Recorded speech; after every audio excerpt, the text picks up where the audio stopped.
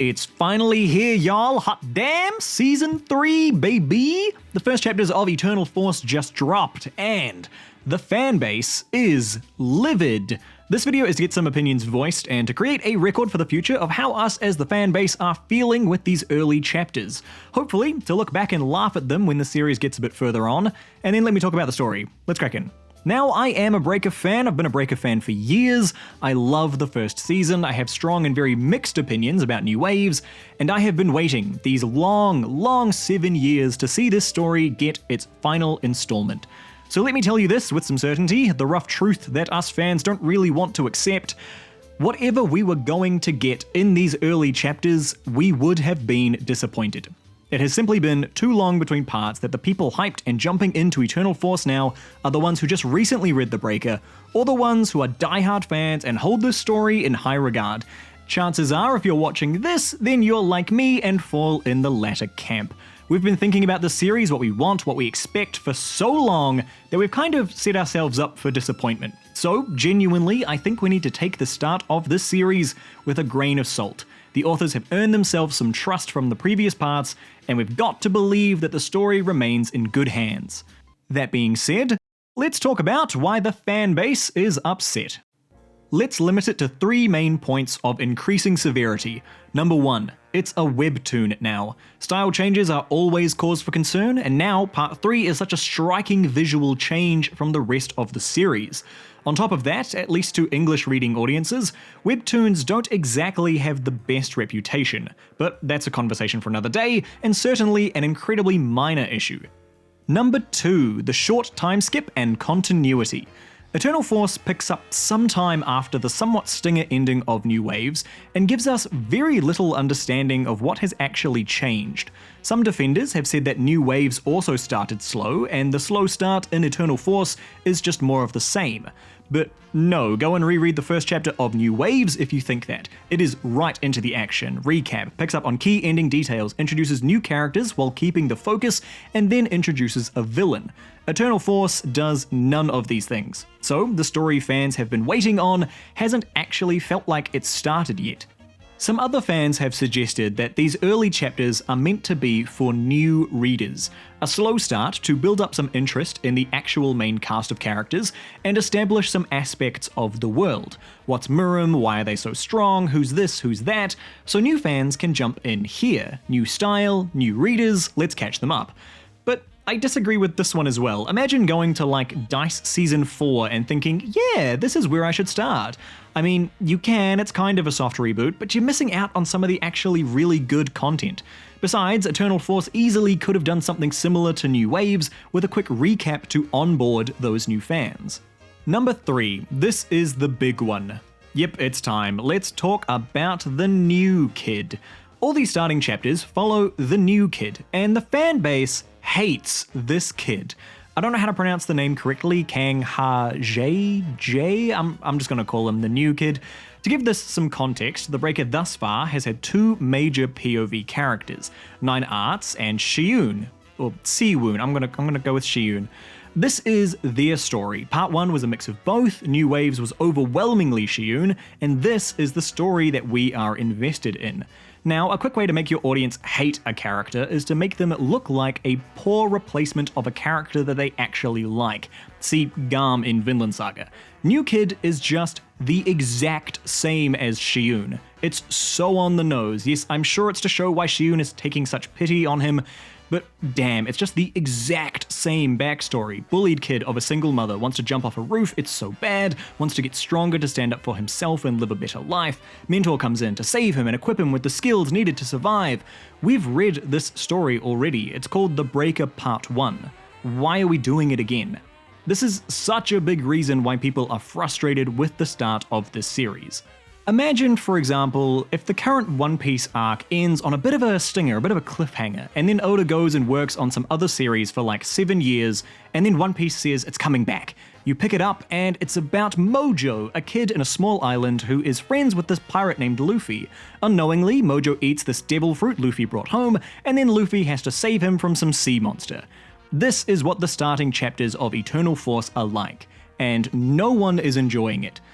Okay, that's a bit of a bold call, but I am yet to find anyone say that they're enjoying the story of the new kid. It's always praise of the intrigue of what's happened with Shiyun, or just the hope of good things to come. No one is praising the new kid story. We don't want a rehash of Season 1, and New Waves left a lot of doors for Part 3 to explore.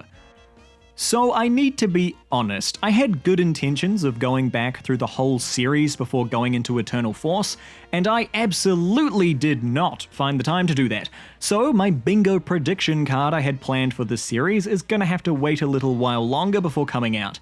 Here's a line at least from my predictions for Season 3.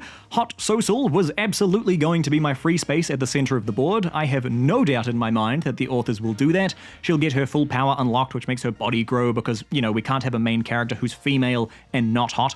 Anyways, that's to say, it's been a minute since I've gone through parts 1 and 2, so there's probably going to be some serious flaws in the following, and I look forward to destroying them myself after I finally get around to the reread, but it's the lightning round, things the previous parts set up that the fans are interested in and want answered. If you've come this far without reading the other parts, leave now, but thanks for hanging out. Lightning round, let's go.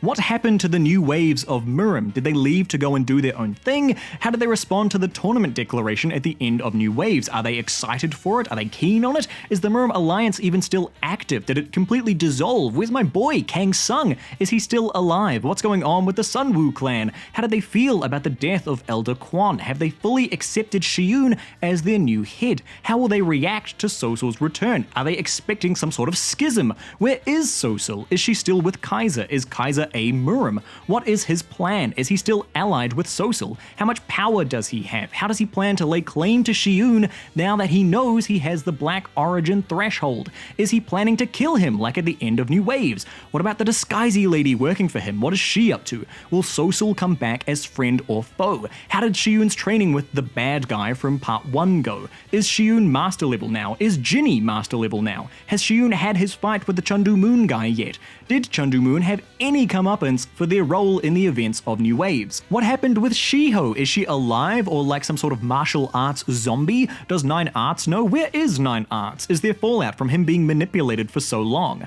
Are the people around him loyal to him or to Kaiser? Has he seen Shiyun since New Waves? Does he know that Shiyun hates him now? Is Sei-He still around, or have we, well and truly forgotten about her this time? And a tournament was declared at the end of New Waves. What is happening with it? Or did it even already happen? Those are just the ones that come to my mind, and as of these opening chapters, none of these are even hinted at. Now, absolutely, a series is unlikely to come out swinging with big answers in the early chapters, but again, we've been waiting for 7 years to get some answers on these. Even just an acknowledgement that there are answers there and they are coming would be great, rather than just following some new character reenact the Breaker Part 1. For the artist's part, they are aware of the pushback from fans. This is from his blog. Apologies for the clumsy Google Translate. Hesitating. So clearly they can see that the fans aren't too happy. Even in the comments under this post, some people are getting heated. And these are assumedly Korean readers, because, it's written in Korean, which does make me wonder if the authors do consider the more international feedback. I mean, they're not providing a translated release, so do they even care about what us fans outside Korea think? But that's another conversation for another day. It will be very interesting to see what happens to New Kid, and if fans' distaste for him will kind of Rose Tico him out of the series. And some people have said that the series is already dead to them just from these chapters. Now, I think that's ridiculously hyperbolic. It is way too early to call off a series. Imagine waiting 7 years to drop a series in just 6 chapters. Yikes. I mean, I completely understand if you're disappointed or underwhelmed, but it's early days. This could still develop into something really amazing. And I want to be clear here, I don't want to do the fanbase a disservice. Most of us are still hopeful for the series and really excited that at long last it has finally arrived. But these chapters are a wet blanket on that hope. This is a series that we're passionate about and we want to see excel, and it sucks to see it not living up to its potential and at least not starting very strong. These authors can do some amazing work. We've seen it shine through in parts 1 and 2. We just hold on to hope that this series does have passion behind it to take it to the amazing places that it can go. there's the current state of opinions on this series. What are your thoughts? Comment section is open. Have you found the start of Eternal Force underwhelming, or that the fan reaction has just been unreasonably reactive? Do you think the authors will pull off Part 3 as a good capstone of the story, or not? I'll throw a few more thoughts into the mix. The first line of the series was one that got me. Muram itself has become a complete myth. Whew. Okay, remember how in New Waves, the disciples of Nine Arts basically took over Seoul, doing these very public and very garish displays? How the new waves of Muram were disaffected and seemingly distancing themselves from the establishment? How little power the Muram alliance seemed to hold in keeping people in check, to the point that Kang Sung had to declare a supremacy tournament at the end to keep them all together? All that setup for Muram to be on the brink of collapse as the world finally catches on to them, and it's completely thrown away in the first line of the series. Awesome, great start. Okay, yeah, these chapters, personally, I am feeling a bit disheartened. I mean, I have a love-hate relationship with this series. Sometimes it's amazing, other times I can't stand it. So these chapters are just another section of me not enjoying the series. My hope is that there'll be some high highs to balance this out. I think the Breaker world is surprisingly big and well established. There are so many amazing directions that this series can take, and so many threads that are weaved in ready to be picked up on. I've always loved the art of this series, so I put my trust in the artist's move to the webtoon style. I know I would personally prefer a more book format so I can put it on my shelf, and I know that is not an uncommon opinion, but again, there is still a lot to be hopeful for. Even in the changes that we might not like, there is still hope to be had. But yeah, for me, not a great start. Trying to push out a new main character was a really bold call, and I'm with the crowd here. I hope it changes perspectives quickly back to Shiyun. New Kid having the exact same backstory certainly cheapens him as a character. And as far as these chapters go, he's not really set up to be interesting in his own right.